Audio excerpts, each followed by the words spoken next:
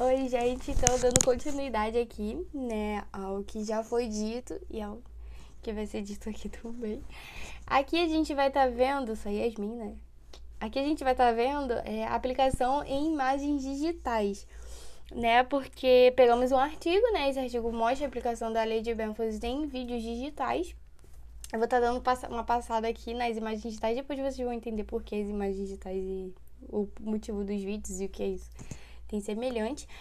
E eu vou começar falando um pouquinho dessas aplicações nas imagens digitais. John ele foi o primeiro a estudar essa distribuição dos dígitos e aí ia perceber essa distribuição dos dígitos mais focada nas imagens digitais. E daí que ele percebeu que apesar do número de pixels das imagens eles não seguirem a lei de Benford, nós vamos ter, né, dois fatores que vão estar seguindo essa lei. Dois, porque mais pra frente a gente também vai ver. A magnitude dos gradientes, a gente já deu uma passada pelo gradiente, a gente já tem uma noção de como calcular, do que ele é, do que se trata, que foi o que a Stephanie já falou. E a decomposição da transformada de Laplace. Essa decomposição da transformada de Laplace, ela, é uma ferramenta em que ela transforma uma equação diferencial ou um problema de valor inicial em uma equação algébrica que a gente consegue resolver. Aí usa integral, limite, derivada. A parte de integral a gente vai ver no próximo período, né? Mas é basicamente isso. Ela vai pegar uma equação e vai transformar numa que é bem mais, como eu posso dizer, mais de boa de ser resolvida, sabe? Aqui. O operador gradiente, né? Porque eu disse que tem a magnitude, né? Os dois fatores foi a magnitude do operador gradiente e também essa transformada de Laplace. Voltando aqui um pouquinho e focando no operador gradiente, em cálculo vetorial, quando a gente diz, né, que tem uma função gradiente, isso vai indicar que a direção e o sentido vai ter o local onde a direção e o sentido vai ter maior alteração no campo escalar. Meu Deus, como assim?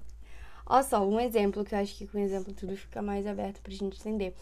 A gente vai considerar uma sala, e daí que nessa sala tá uma temperatura ambiente. E essa temperatura, por enquanto, tá sem alteração nenhuma, né? A gente vai considerar uma função de campo escalar T. E aí que para cada ponto dessa sala, x, y, z, a gente vai considerar de início, né, uma temperatura que não varia.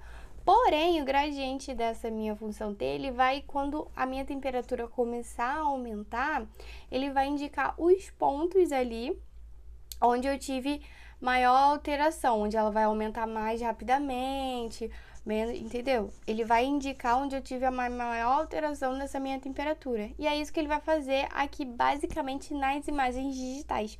Só que ele vai indicar, não mudança de temperatura, né? Mas ele vai indicar a mudança de intensidade ou a variação da cor da minha imagem, entendeu? E aí, por isso, a gente vai ter as duas informações que vão ser principais para esse operador gradiente, que foi o que eu disse, né? Da magnitude, que ela vai indicar o quão rápido o conteúdo da minha imagem ele vai estar se modificando. Lembra da temperatura que se modificou? Então, aqui vai ser o conteúdo da minha imagem. E a direção, que vai mostrar qual a intensidade na imagem que está mudando. Será que é a saturação? Será que é o brilho? Vai ter esse balanceamento, entendeu? Aí aqui a gente tem um exemplo também dado por uma malha representando a imagem. A gente vai ter aqui esses pontos aqui, ó, as setas da parte inferior do cubo, elas vão ser o meu gradiente. A parte de cima vai ser a malha, onde vai mostrar essa variação da magnitude. A gente pode ver que onde ela tem a minha maior variação, o gradiente a gente vai considerar ele como sendo um vetor. Ah, mas como assim um vetor? Lembra que eu falei que o gradiente ele vai ter direção e sentido? Então, isso lembra, a gente vai tomar ele para o lado vetorial. E aí que em cada ponto aqui a gente pode ver da altura. Essa altura, ela vai informar a cor da minha imagem. E em cada ponto do meu terreno eu vou ter a direção do gradiente, que vai indicar as regiões de subida e a magnitude do gradiente. E a minha variação aqui da malha, que a gente vê que é bem no centro. Por isso que o vetor gradiente, ele tá indo assim para fora, entendeu? E como a gente falou de direção e magnitude, a gente vai codificar essas informações todas em um vetor, que é o vetor gradiente. E esse vetor, ele vai ter um comprimento, né? Um módulo ou uma forma, né? Uma norma. Um comprimento que é a mesma coisa que módulo ou norma, né? Que a gente viu também na primeira apresentação, falando como a gente vai calcular essa norma, esse módulo do meu vetor gradiente, usando lá as derivadas parciais de cada componente dele, né? E aí que ele vai fornecer a magnitude do meu gradiente. Calculando a norma dele, o comprimento dele, eu vou ter a magnitude do gradiente. E a direção e o sentido, eles vão ser as correspondentes do meu gradiente, x, y, z. Considerando ele um vetor em um campo espacial ali, no R3, no caso, né? E aí que a direção, o sentido, como eu já falei, né, vão ser as correspondentes. E como o gradiente ele pode ser diferente em cada ponto ali, na parte inferior do meu cubo, eu também posso pegar diferentes pontos e representar como um vetor em diferentes localizações, entendeu? Vocês podem ver que as linhas de saída aqui é porque eu não tô com o mouse para mostrar direitinho, mas não é uniforme. A gente vai ter uma variação maior aqui, onde a minha malha ela tá tendo uma variação maior aqui no meu iniciozinho e vai meio que diminuindo, entendeu? Porque são pontos diferentes e aí eu vou ter uma variação diferente também desse meu vetor gradiente. Aqui, né, eu estava falando do gradiente em imagem, né? Qual a diferença do meu gradiente em imagem do meu gradiente em imagens digitais? A diferença vai ser o meu valor do elemento cor, porque é como se fosse uma composição, isso na imagem, é como se fosse uma composição de 3 componentes, que é o x, y, z. Mas na hora de eu calcular a intensidade da cor, a gente vai pegar a intensidade da cor em cada componente, do menor para o maior, e vai gerar um valor único. Então eu posso dizer que o gradiente de uma imagem normal e o gradiente de uma imagem digital é como se fosse calculado da mesma forma, entendeu? Ah, mas caraca, não é focado no vídeo digital? Sim, só que o vídeo digital ele é uma sequência de imagens digitais, entendeu? Por isso que a gente aqui tá falando da imagem digital, porque eu juntando várias imagens digitais, aí eu vou conseguir ter um vídeo digital. Logo, a gente vai ter o valor do gradiente em cada quadro desse vídeo, com base em cada imagem digital. E a diferença entre os valores do pixels de uma posição vai gerar uma grandeza. E o gradiente, ele vai indicar as regiões onde vai ter uma variação grande no valor do pixel da minha imagem. Aí eu já estou começando a entrar numa variação ali, já vou começar a entrar e já vou começar a ver um pouquinho da lei de Benford. Já que a gente tem a tabela, né, que já foi também apresentada no Laser, só para a gente conseguir ter uma comparação aqui melhor. Aqui ele colocou, né, alguns dados que ele analisou, né, área de um rio, população, enfim. E aqui, ó, eu vou passar aqui para vocês. A gente vai ter a tabela da análise que ele fez nas imagens virtuais de o fator, né, que ele levou e que ele percebeu que pode ser aplicada a lei de Benford. Se a gente ver ali no desvio padrão, a gente já consegue ver que está sendo aplicado, ó. O primeiro foi o nível de cinza da minha imagem.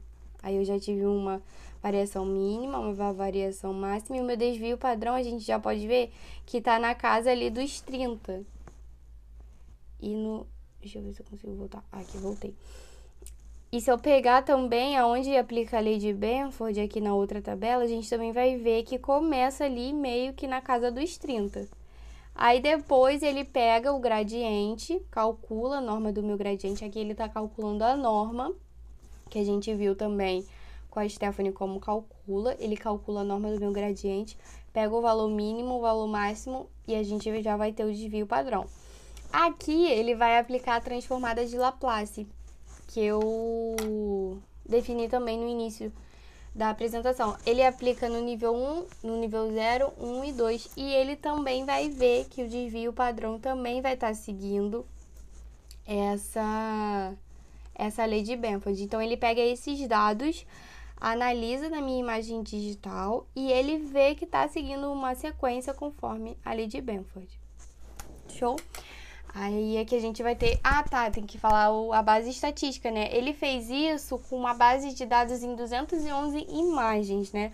Avaliando a minha conformidade dos valores de cinza dos pixels, que foi a primeira linha que eu fui ler para vocês, a norma dos gradientes também, e a minha decomposição na transformada de Laplace.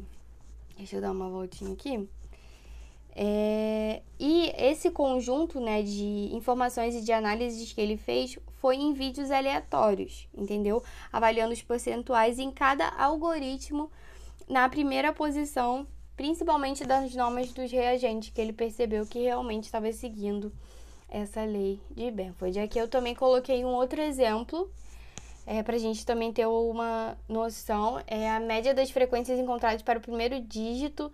Aqui a gente vai ter a transformada discreta do cosseno, né? Que foi uma transformada usada nos sistemas de codificação da imagem para calcular os valores na escala cinza de cada pixel da minha própria imagem. Aqui a gente vai perceber, né, com base também no levantamento das 211 imagens que ele fez, tá, gente? Daí aqui a gente vai perceber que o vermelhinho, ele vai estar simbolizando a expectativa, assim, da lei de Benford. E o meu amarelinho, ele vai estar representando a análise que ele fez calculando na escala do cinza de cada imagem, de cada pixel, perdão. Aí a gente vai ver que, nossa, fica muito pertinho um do outro.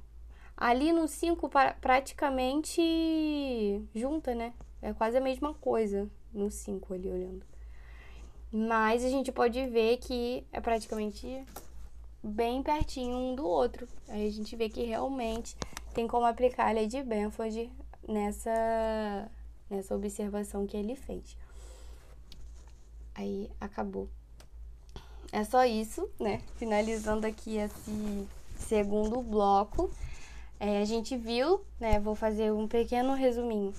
A gente viu, não, nós vimos que a gente teve uma análise ali de dados nas imagens digitais. Porque para a gente chegar no vídeo digital, a gente precisa analisar as imagens digitais, porque o vídeo digital ele é um componente ali, né? Ele é composto por imagens digitais. E aí a gente percebeu que esse levantamento foi feito tanto no grau de cinza da minha imagem digital, tanto quanto no norma do meu gradiente, tanto quanto na transformada de Laplace. A gente viu que em cada um desses pontinhos a gente pôde também ter a aplicação da lei de Benford. E aqui, né, por último, a gente pegou um gráficozinho também, analisou também que realmente chega muito perto. A gente viu a tabela aqui, né, também com base no desvio padrão ali, ó. Ali no desvio padrão, se você pegar os números daqui e comparar com a lei de Benford, a gente vai ver que vai bater bem assim, bem encerradinho, sabe? Bem certinho. E é isso, gente. É isso, agora a gente vai ficar com o João aí para finalizar o nosso trabalho. Um beijo e é isso aí.